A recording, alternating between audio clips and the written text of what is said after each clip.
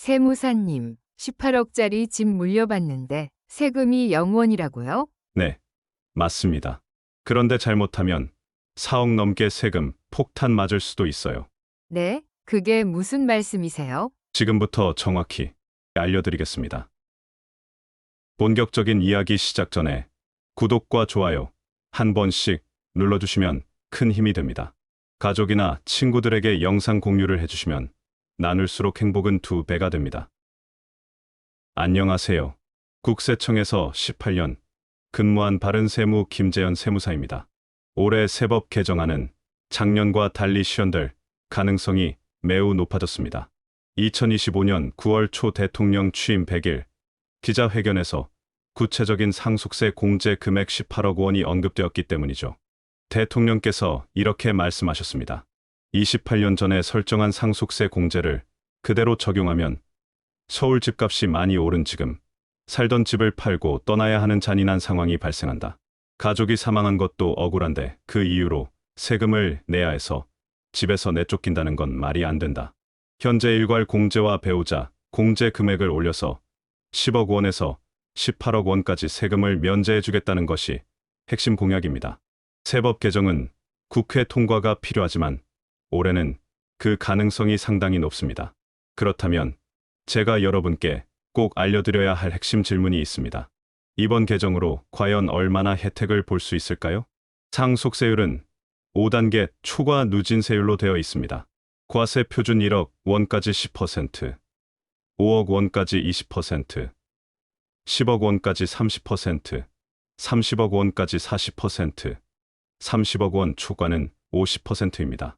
정말 어마어마하죠? 실제 사례로 설명해 드리겠습니다. 상속 재산이 20억 원 있다고 가정해 보겠습니다. 현재 제도에서는 20억 원에서 일괄 공제 5억 원, 배우자 공제 5억 원, 총 10억 원을 공제하면 과세 표준이 10억 원이 됩니다. 10억 원 곱하기 30% 빼기 6천만 원. 상속세는 2억 4천만 원이 나옵니다. 그런데 상속세 개정으로 공제액이 18억 원으로 늘어나면 어떻게 될까요? 같은 20억 원 상속 재산에서 과세 표준은 2억 원이 되고 2억 원 곱하기 20% 빼기 1천만 원. 상속세는 3천만 원만 나옵니다. 무려 2억 1천만 원이 절감되는 것입니다. 상속 재산이 더 커지면 세율 구간이 높아지기 때문에 절감 효과는 더욱 커집니다. 많은 분들이 궁금해하시는 배우자 공제에 대해 말씀드리겠습니다. 당초에는 동일 세대인 배우자 상속 시 아예 세금을 부과하지 않겠다는 안도 있었습니다. 이건 말 그대로 조세 회피인데요. 배우자 상속 시 세금을 안 물렸다가 각종 재산이 한 명에게 몰린 상태에서 상속이 되면 말 그대로 세금 폭탄이 떨어질 수 있습니다. 그래서 이번 개정안은 배우자 공제액을 늘리는 쪽으로 방향을 잡았습니다. 현행 배우자 상속 공제는 최소 5억 원에서 최대 30억 원까지 받을 수 있는데 이번에 최소 금액을 10억 원으로 늘린다고 했습니다. 최소 공제액은 배우자가 실제로 상속받지 않더라도 배우자가 있기만 하면 공제가 되는 것이므로 크게 늘어난 것으로 볼 수 있습니다. 아쉽게도 이번 정부에서도 상속세율 자체는 변경하지 않는다는 입장입니다. 많은 분들이 기대하셨을 텐데 조금 아쉬운 부분이네요. 전문 용어들이 나오니까 난이도가 좀 올라갑니다. 어려운 것을 알기 쉽게 풀어서 설명해 드리겠습니다. 법률은 크게 법, 시행령, 시행규칙으로 나누어져 있습니다. 세법도 마찬가지인데요. 시행령은 대통령령이므로 대통령이 바꾸고자 마음먹으면 언제든 바꿀 수 있습니다. 하지만 법은 대통령이 바꾸고자 해도 입법기관인 국회를 통과하지 못한다면 바꿀 수가 없습니다. 상속세 개정안의 주요 변경사항은 모두 세법에 규정되어 있습니다. 그래서 과거에는 아무리 상속세 개정안을 내더라도 국회를 통과하지 못해서 의미가 없었던 것입니다. 그런데 올해는 다릅니다. 정부에서 상속세 개정안을 내면 통과될 가능성이 매우 높아졌습니다. 상속공제는 크게 인적공제와 물적공제로 나누어집니다. 인적공제는 기초공제 2억 원, 그 밖에 인적공제, 배우자 공제로 나누어지고 물적공제는 금융재산 상속공제, 가업, 영농 상속공제 등이 있습니다. 일반인 분들은 보통 상속이 발생했을 때 자녀만 있으면 5억 원, 배우자까지 있으면 10억 원까지 공제된다고 알고 계시는데요. 정확히 이유가 왜 그런지는 모르시죠? 사례를 통해서 쉽게 설명해 드리겠습니다. 아버지가 돌아가셨고 상속인이 배우자 없이 자녀 3인만 있는 경우라고 가정해 보겠습니다. 이 경우 기초공제 2억 원에 그 밖에 인적공제를 더해서 일괄공제 5억 원과 비교를 합니다. 그 밖에 인적공제액은 많이 들어보셨겠지만 자녀 1인당 5천만 원입니다. 증여재산 공제 5천만 원과는 의미가 약간 다릅니다. 이 경우 기초공제액 2억 원의 자녀 공제 1억 5천만 원을 더하면 3억 5천만 원이 되고 일괄공제 5억 원과 비교해서 큰 금액을 상속공제액으로 적용하므로 상속공제액은 5억 원이 됩니다. 위 사례에서 배우자 없이 자녀 수가 7명이라고 가정하면 어떻게 될까요?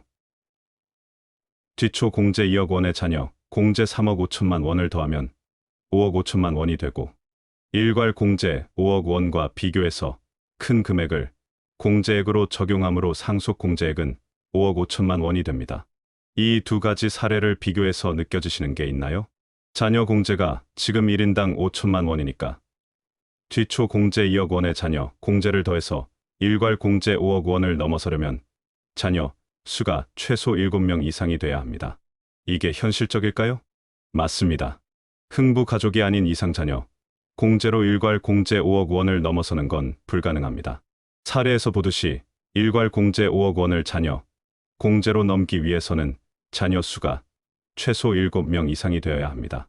흥부 가족이 아니더라도 그 밖에 인적 공제액이 상속 일괄 공제 5억 원을 넘는 경우가 딱 2개 있습니다.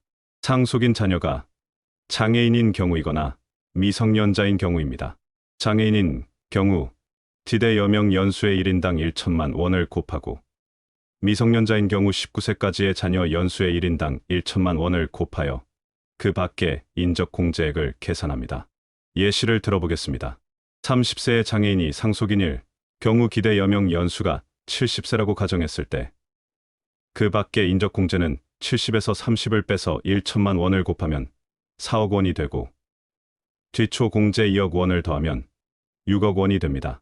일괄 공제 5억 원보다 높으므로 이 경우 6억 원이 상속 공제가 되는 것입니다. 상속인이 미성년자인 경우는 피상속인, 즉 고인이 요절한 경우일 테고 사례가 더 적겠죠. 제가 국세청에 근무할 때 수많은 상속세 조사를 했지만 기초 공제에 그 밖에 인적 공제를 더해서 일괄 공제 5억 원을 넘어서는 사례를 거의 보지 못했습니다. 상속세가 개정이 안 된 지 정말 오래됐다는 이야기만 들었는데 이렇게 법과 현실이 다른지는 처음 아시는 분들이 많으실 겁니다. 시대가 많이 바뀌었죠. 이런 부분들은 현실에 맞게 바꿔야 한다고 생각합니다. 이번에 정부 개정안대로 상속세 일괄 공제액이 5억 원에서 8억 원으로 늘어나더라도 요즘과 같은 저출산 시대에 이러한 세부적인 자녀 공제 규정들은 현실적으로 변경할 필요가 있습니다. 자녀를 3인 이상 낳으면 공제액을 대폭 늘려준다든지 하는 방식이 필요합니다. 현행 법률과 같이 자녀 7인 이상이 있어야 혜택이 있다면 아무도 시도하지 않겠죠. 여기서 정말 중요한 이야기를 드려야 합니다. 상속 공제가 늘어나면 이런 이슈가 더 크게 부각될 것입니다. 부모, 아들, 딸 이렇게 4인 가족이 있다고 가정해 보겠습니다. 아버지 소유의 아파트 18억 원이 있습니다. 만약 아버지가 사망했을 때 상속세는 어떻게 될까요? 상속재산 18억 원에서 상속공제 18억 원을 빼니까 상속세는 나오지 않습니다. 그런데 이 아파트를 사망하기 3년 전에 아들, 딸에게 반반 증여해줬다고 가정하면 어떻게 될까요? 증여세는 각각 9억 원 곱하기 30% 빼기 6천만 원, 2억 1천만 원을 내게 되고 둘이 합치면 4억 2천만 원이 됩니다. 아버지가 사망하셨을 때 사전 증여 재산이 10년 내에 있으므로 상속세 계산은 18억 원으로 출발하지만 상속공제액 18억 원이 공제되므로 이때도 상속세는 나오지 않습니다. 하지만 상속세가 나오지 않는다고 해서 이미 낸 증여세 4억 2천만 원은 환급해 주지 않습니다. 더 위험한 경우가 있습니다. 사망하기 6개월 전에 이 아파트가 18억 원에 팔렸다고 가정해 보세요. 피상속인의 계좌에 18억 원이 들어가 있겠죠. 자녀 2명은 이렇게 생각할 수 있습니다. 어차피 상속이 될 거고 18억 원이 상속 공제될 거니까 지금 우리 둘이 나누자. 이런 생각을 하는 순간 상속인들 계좌로 각 9억 원이 들어가는 순간 세금 폭탄이 자신의 머리에 떨어지게 됩니다. 6개월 전이라도 미리 상속인들이 나눠서 가져버리면 사전 증여가 될 수 있습니다. 증여세가 얼마라고 했죠? 본세만 4억 2천만 원입니다. 미리 나누지 않고 고인의 계좌에 그대로 뒀다면 상속세가 0원이지만 미리 나누면 4억 2천만 원의 세금 폭탄이 떨어질 수 있습니다. 이런 경우 절대 미리 나눠 갖지 마세요. 부모님의 계좌에 그냥 두시고 절대 건드리지 마시고 상속 재산으로 두세요. 겁을 드리려고 말씀드리는 게 아닙니다. 제가 접했던 실제 사례는 이보다 더 짧은 기간 내에 나눈 경우였습니다. 그러면 이 돈을 급하게 이용하고 싶을 때는 어떻게 하면 좋을까요? 이때는 차용증을 쓰시고 상환하시다가 상속이 개시되면 고인의 채권으로 상속세 신고하는 방법이 있습니다. 이 방법은 별도로 더 자세히 다룰 예정이니 참고하시면 좋을 것 같습니다. 예전에 제가 말씀드렸듯이 사전 증여로 인해 납부한 증여세는 상속 시 환급해 주지 않습니다. 그래서 상속 재산이 18억 원이 넘지 않는 사람들은 사전 증여를 한다면 손해입니다. 이 부분이 정말 중요합니다. 상속 재산이 상속 공제 범위 내에 있을 때는 사전 증여를 하면 손해라고 말씀드리는 겁니다. 물론 상속 재산이 18억 원을 크게 초과하는 경우라면 사전 증여를 통한 절세 전략이 유효할 수 있습니다. 하지만 공제 범위 내라면 절대 서두르지 마세요. 상속세가 개정되면 많은 사람들이 상속세 혜택을 볼 것으로 기대됩니다. 하지만 말씀드렸듯이 상속 공제가 늘어나면 그만큼 사전 증여했을 때 세부담상 손해가 될 수 있으므로 사전 증여할지 의사 결정은 신중히 판단해 보셔야 합니다. 특히 상속 직전에 재산을 미리 나누는 행위는 절대 하지 마시고 만약 자금이 급하게 필요하다면 차용증을 활용하는 방법을 고려해 보세요. 18억 원 공제는 분명 큰 혜택이지만 잘못 활용하면 오히려 4억 원이 넘는 세금 폭탄을 맞을 수 있다는 점 꼭 기억하시기 바랍니다. 지금까지 바른세무 김재현 세무사였습니다.